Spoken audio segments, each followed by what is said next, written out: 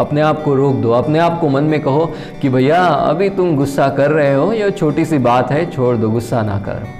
ये तप का स्वाध्याय। तप यानी संसार को छोड़ना नहीं है, सांसारिक दुखों से विचलित ना होना, ये तप है। और जो भी योगी तपस्वी होने लगता है, तप का अभ्यास करता है, इसकी प्रैक्टिस करता है और अपने माइंड को इस तरह से ट्रेन करता है कि आसपास के दुखों से वो विचलित ना हो, उसको किन चीजों की प्राप्ति होती है, ये इस सूत्र में बताया। नमस्ते, आज हम जानने वाले हैं एक बहुत ही अमेजिंग सूत्र के बारे में, जो कि योग दर्शन के साधनपाद इस अध्याय का है। ये 43 नंबर का सूत्र है और ये योग शिक्षकों के लिए या फिर जो भी योग विद्यार्थी है उनके लिए बहुत ही इंपॉर्टेंट है। इस सूत्र को समझने के लिए हम इस वीडियो को 3 पार्ट्स में डिवाइड करते हैं। नंबर 1 पार्ट जो होगा, इसमें हम सूत्र का मीनिंग समझेंगे। सेकंड पार्ट जो होगा, सूत्र का जो बेस है उसे समझेंगे। और तीसरा जो पार्ट होगा, सूत्र का और विश्लेषण करेंगे। आशा करता हूं तीनों पॉइंट को आप नोट भी कर रहे हैं। सारी चीज़ें नोट डाउन करिएगा और ये सूत्र आपको और अच्छा योगी बनाने के लिए और अच्छी चीज़ों को समझने के लिए, जीवन को और आसान बनाने के लिए बहुत हेल्प करने वाला है। अमेजिंग सूत्र है, मेरा one of the most favourite सूत्र। सूत्र क्या कहता है? कायेंद्रिय सिद्धिर शुद्धि क्षयात तपसाहा। इसका मीनिंग ये है कि आपको अगर स्वस्थ होना है, शारीरिक और मानसिक स्वास्थ्य पाना है, तो आपको तपस्वी होना होगा। एक सिंपल मीनिंग, एग्जैक्ट मीनिंग ये नहीं है, ये विश्लेषण में मैं बताऊंगा। तो अभी तप क्या होता है, तपस्वी क्या होता है, ये जानना बहुत आवश्यक है। ये वीडियो का उद्देश्य इस सूत्र का मीनिंग समझाना नहीं है, इस वीडियो का उद्देश्य आपको तप क्या है ये समझाना है। तो तप का जो मीनिंग था आपने बहुत बार पढ़ा भी होगा और बहुत सी चीज़ों पर, अलग अलग चीज़ों पर इसका अलग अलग मीनिंग बताया होगा। अगर 12 साल का काल है, 12 इयर्स का, तो इसे भी हम तप कहते हैं। लेकिन यहाँ पर इसका मीनिंग बहुत ही अमेजिंग है।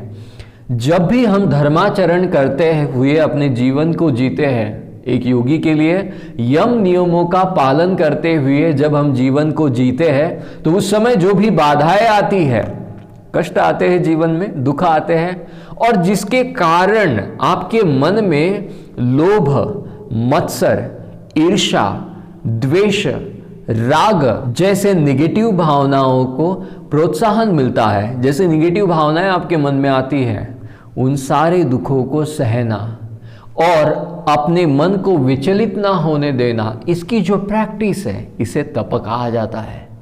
सर जी आसान भाषा में समझाइए। एक उदाहरण के साथ समझते हैं। देखिए, अगर आपके हाथ में एक बॉल दी जाए जिसको पानी से लबालब भर दे और आपको कहा जाए कि 100 मीटर तक बिना चप्पल के एक भी बूंद उसमें से गिराए आपको चलना है। बॉल पूरा भरा हुआ है, इसमें एक बूंद भी आप एक्स्ट्रा डालेंगे तो नीचे गिर जाएगा। तो आप जिस रास्ते से जाओगे, बीच में कंकड़ कांटे चुभेंगे, आपको कुछ तकलीफें होगी, हवा आएगी, कोई आवाज़ लगाएगा, लेकिन आपका ध्यान उसी बॉल पर रहेगा ताकि एक बूंद भी ना गिरे और आपके लक्ष्य तक आप पहुंचे भी। सही बात है। अभी लक्ष्य तक पहुंचना ये बिना बॉल के भी हो सकता है, वैसे भी आप जा सकते हैं, लेकिन उसमें कोई मीनिंग नहीं रहेगा क्योंकि लक्ष्य तक उस बॉल को लेकर चलना है आपको। यही हमारे साथ होता है। हम जीवन जीते हैं और जीवन के उद्देश्य को पूरा करते हैं। बीच में जो कठिनाइयाँ आती है उसको सहते हुए हमें जाना होता है। उस बाउल को आप लक्ष्य तक पहुंचाओगे और जो भी बीच में आपको दिक्कतें आई उसको आपने सह लिया, और वो सह लिया ठीक है, लेकिन उससे अपने मन को विचलित नहीं होने दिया, ये सबसे इंपॉर्टेंट बात है। तो उस दौरान उस 100 मीटर के डिस्टेंस को चलते हुए, अपने हाथ में बॉल लेकर चलते हुए, एक भी बूंद बिना गिराए जो आप चल रहे थे, जो भी चीज़ें आपको तकलीफ दे रही थी उसको आप सह रहे थे, और बिना गुस्सा किए, बिना लोभ उत्पन्न हुए, बिना कोई भी मत्सर या फिर कोई भी कष्ट को महसूस किए, मानसिक कष्ट को आप चल दिए। इसे ही तप कहा जाता है। और जीवन में भी हमें यही प्रैक्टिस करनी है। सर जी प्रैक्टिस करें तो करें कैसे? देखिए, छोटी छोटी बातें जो होती हैं, जो आपको इस तरह की निगेटिव फीलिंग लाती है, जैसे गुस्सा आया, अपने आप को रोक दो, अपने आप को मन में कहो कि भैया अभी तुम गुस्सा कर रहे हो, ये छोटी सी बात है, छोड़ दो, गुस्सा ना करो। ये तप का स्वाध्याय है, अभ्यास है। तो तप यानी संसार को छोड़ना नहीं है, सांसारिक दुखों से विचलित ना होना, ये तप है। और जो भी योगी तपस्वी होने लगता है, तप का अभ्यास करता है, इसकी प्रैक्टिस करता है और अपने माइंड को इस तरह से ट्रेन करता है कि आसपास के दुखों से वो विचलित ना हो, उसको किन चीज़ों की प्राप्ति होती है, ये इस सूत्र में बताया गया है। बहुत ही अमेजिंग है। इस सूत्र में तप का परिणाम या इसके जो बेनिफिट है ये बताए गए हैं। देखिए, ये बेनिफिट बहुत ही कमाल के हैं।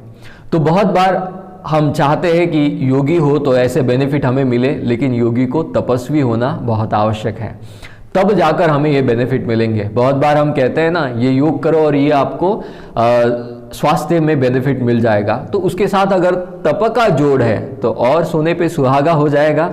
तो हमने दूसरा पार्ट कवर कर लिया है इस वीडियो का, अभी हम तीसरे पार्ट पर आते हैं। तीसरा पार्ट है इस श्लोक का विश्लेषण। तो इस श्लोक को, इस सूत्र को मैं फिर से दोहराता हूं। ये सूत्र बहुत ही अमेजिंग है। कायांद्रिय सिद्धिर शुद्धि क्षयात तपसाहा। इसका मीनिंग ये है कि आपको अगर फिजिकल जो भी बीमारियां होती हैं, जो भी मेंटल बीमारियां होती है, तामसिक गुण के कारण जो भी मानसिक व्याधि आती है, और वात पित्त कफ इनकी विकृति के कारण जो भी शारीरिक व्याधि आती है, इनका नाश होता है किससे? तप से। उसके अलावा आपको इंद्रिय सिद्धि मिलती है। इंद्रिय सिद्धि क्या होती है? इसमें कहा है ना, काया इंद्रिय सिद्धिर, यानी काया सिद्धि, इंद्रिय सिद्धि। इंद्रिय सिद्धि यानी जब भी आपके इंद्रिय विषयों के साथ कोई भी इंटरेक्शन करते हैं तो उस समय आप उसे दूर से देख सकते हैं, कंट्रोल कर सकते हैं।